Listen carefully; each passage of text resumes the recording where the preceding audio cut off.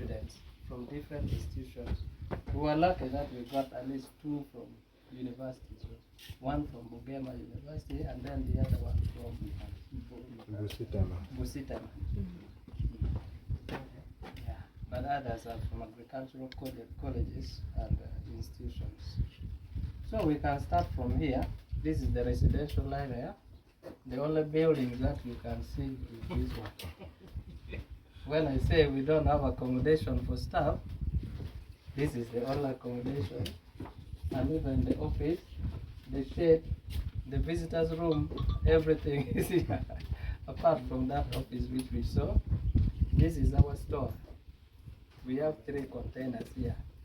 We can begin to move and see them just from the door.